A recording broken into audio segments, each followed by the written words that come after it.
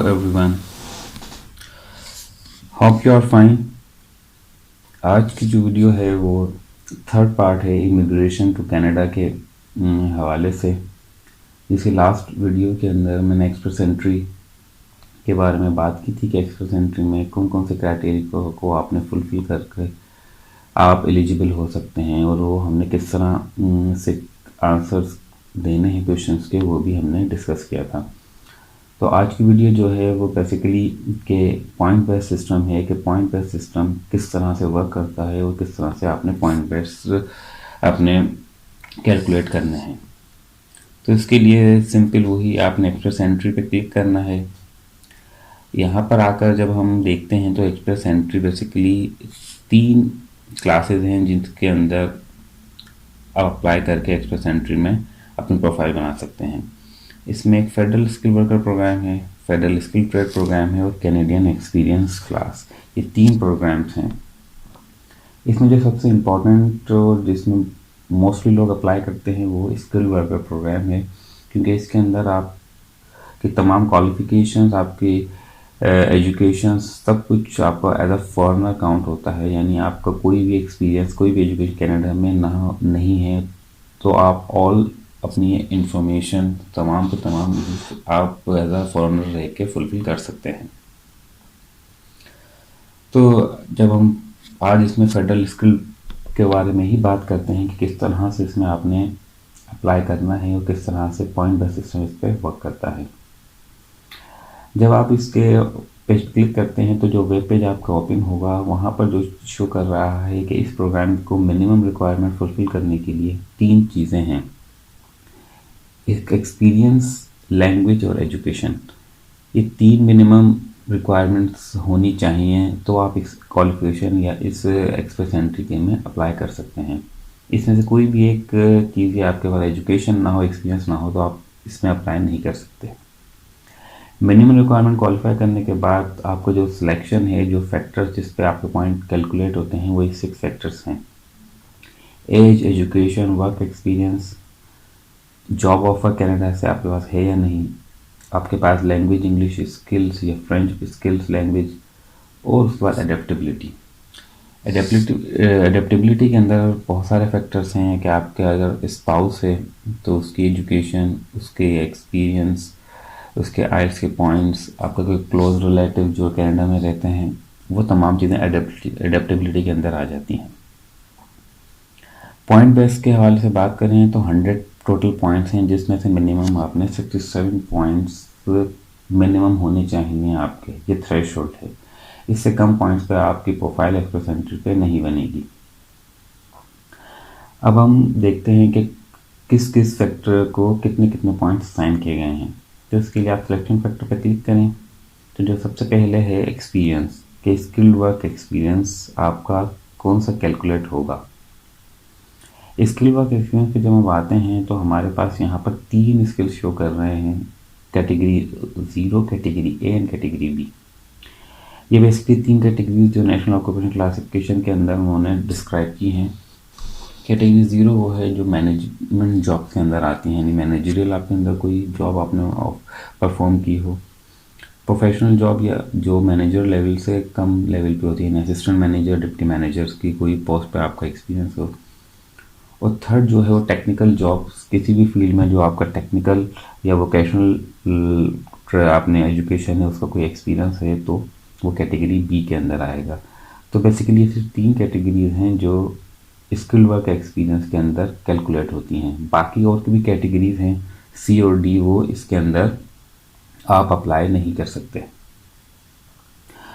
अब इसके अंदर हम देखते हैं कि स्किल वर्क एक्सपीरियंस में किसका कितना एक्सपीरियंस काउंट होगा, कि कितने आपका साल का एक्सपीरियंस है तो उसके कितने पॉइंट्स आपको अलॉट किए जाते हैं। अच्छा, यहाँ पर एक चीज़ इम्पॉर्टेंट ये है कि नेशनल ऑक्यूपेशन क्लासिफिकेशन में हर एक स्किल्स का एक नंबर दिया गया है जो कि आपको मालूम होना ज़रूरी है। यानी it's important to know which number you have under your classification.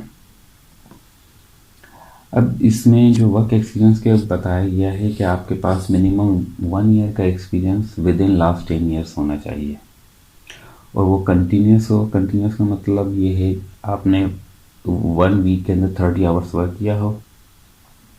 अगर इसमें पार्ट टाइम आप है तो पार्ट टाइम के अंदर आप 15 आवर्स पर वीक, यानी फिर आपको 2 इयर्स का एक्सपीरियंस काउंट होगा। और फुल टाइम एक्सपीरियंस वही ऑलरेडी मेंशन किया गया 30 आवर्स पर वीक आपके पास होने चाहिए, 1 ईयर मिनिमम एक्सपीरियंस, जो कि पूरा 1 साल काउंट होगा और उसके आवर्स 1.1560 आवर्स बनते हैं। पार्ट टाइम एक्सपीरियंस वो है जो कि आप वर्क करते थे लेकिन उससे आपके वेज भी, यानी आपको सैलरी दी जाती हो, तो वो पार्ट टाइम आपका कैलकुलेट होगा। इसी तरह स्टूडेंट वर्क एक्सपीरियंस भी कैलकुलेट हो सकता है अगर आप को वेजेस पे किए जा रहे हो, आपकी एजुकेशन और आपकी वर्क में कोई गैप ना हो और आपने तमाम रिक्वायरमेंट्स फुलफिल कर दी हो, मिनिमम रिक्वायरमेंट जो कि एजुकेशन के हवाले से करनी होती हैं। तो ये है स्किल्ड एक्सपीरियंस के अंदर आपने इन 3 कैटेगरीज आती हैं।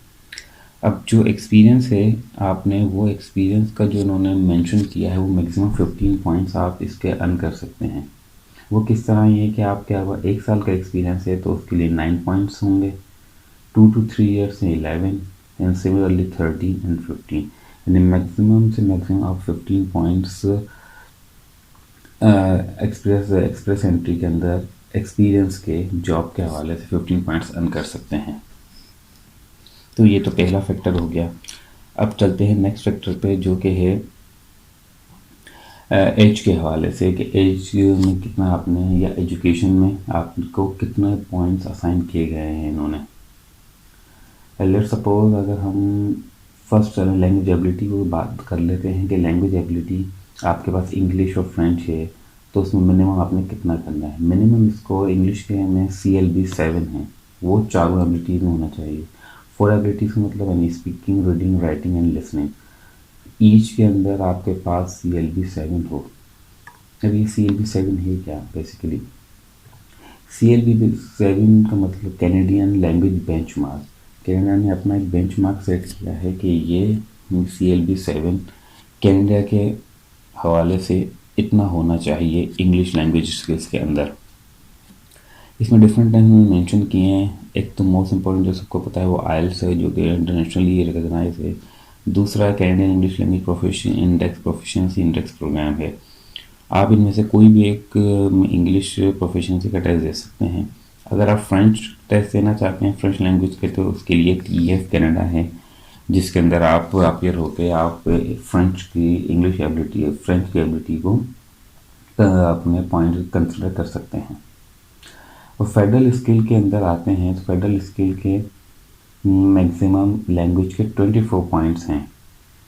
अब अगर आपने IELTS का टेस्ट दिया हुआ है तो IELTS में CLB 7 का मतलब ये है कि आपके स्पीकिंग में 6, लिसनिंग में 6 to 7, रीडिंग एंड राइटिंग में 6, यानी आपका हर एक स्पीकिंग, लिसनिंग, रीडिंग और राइटिंग में 6.5, 6 और 6 पॉइंट होगा तो आपको हर एबिलिटी पे 4 पॉइंट्स मिलेंगे। इसका मतलब ये मैक्सिमम 24 हैं, तो आपका अगर 6 चारों में आता है तो आपका 6 आपको 4 यानी 16 पॉइंट्स आपके हो गए। इसी तरह CLB 8 का मतलब है वो भी मेंशन किया है। CLB 9 का मतलब 7, 8 एंड 7 पॉइंट्स, तो आपका पर एबिलिटी 6 पॉइंट्स कैलकुलेट होंगे। मैं इस पे एग्जाम्पल में आपको समझाऊंगा किस तरह इस पर आपने वर्क करना है। तो मिनिमम आप इस हिसाब से आप देख सकते हैं कितना आपको CLB 7 मिलता है। लेट्स अब आते हैं हम एजुकेशन पे कि एजुकेशन के कितने पॉइंट्स हैं और एजुकेशन में आप किस तरह इसको अपने पॉइंट्स कैलकुलेट कर सकते हैं।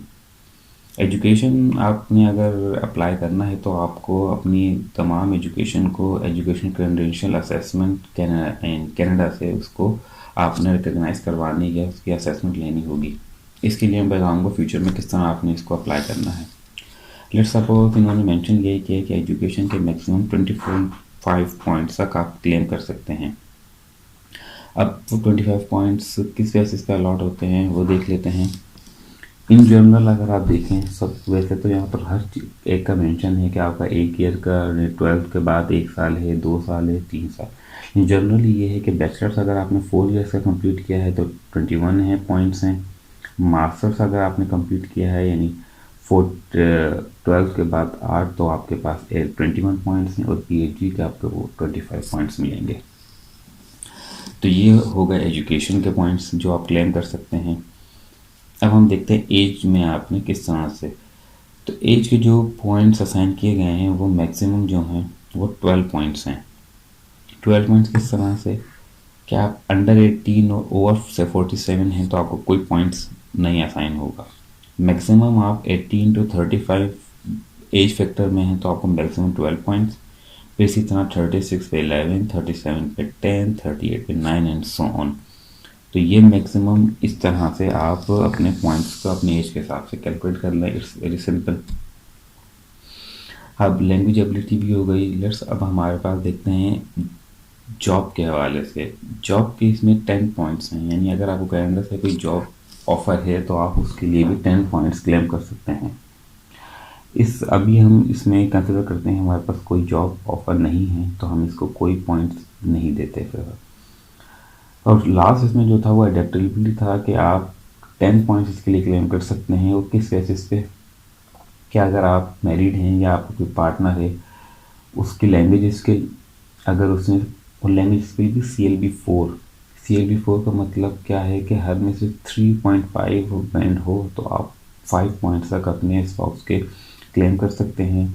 अगर आपकी आपके स्पाउस की स्टडी कनाडा में तो 5 पॉइंट उसके हो गए, आपके स्पाउस की स्टडीज हैं उसके 5 पॉइंट्स, आपका कोई पास एक्सपीरियंस कनाडा में वर्क का है तो 10 उसके पॉइंट्स हो जाएंगे। इसी तरह आपके पार्टनर का एक्सपीरियंस है तो 5 पॉइंट्स, और आप रिलेटिव्स इन कनाडा हैं तो उसके लिए आपको 5 पॉइंट्स। अच्छा, जो रिलेटिव्स में हैं वो सिर्फ वो क्लोज फैमिली मेम्बर्स यानी पेरेंट्स, ग्रैंड पेरेंट्स, चाइल्ड हो गए, ग्रैंड चाइल्ड, आपके स्पाउस सिबलिंग्स, आपके स्पाउस, आंट, अंकल और आपका नीस और नेफ्यू। सिर्फ ये वो रिलेटिव हैं जो आपको वहाँ पर अगर हैं कनाडा में तो उनके बिहाफ पे उनसे से आप 5 पॉइंट्स क्लेम कर सकते हैं। तो ये एडेप्टेबिलिटी के अंदर सब पॉइंट्स आ जाते हैं। तो ये तो एक जनरलाइज हो गया कि हर एक क्राइटेरिया को कितने कितने पॉइंट्स दिए गए हैं और किस तरह से आप उन पॉइंट्स को क्लेम कर सकते हैं अपनी एजुकेशन, एज, एडेप्टेबिलिटी। अब एक एग्जांपल से समझते हैं कि आपने कितने पॉइंट्स अर्न किए। इन तमाम को फैक्टर्स को रखकर एक हाइपोथेटिकल हम बना लेते हैं कोई कंडीशन। लेट सपोज आपको वर्क एक्सपीरियंस के 15 पॉइंट्स हैं और आपका एक्सपीरियंस 4 to 5 ईयर्स है तो आप उसके लिए 13 पॉइंट्स क्लेम करेंगे। लैंग्वेज स्किल्स के मैक्सिमम 28 पॉइंट्स हैं और आपका CLB7 है तो आप उसके लिए 16 पॉइंट्स क्लेम करेंगे।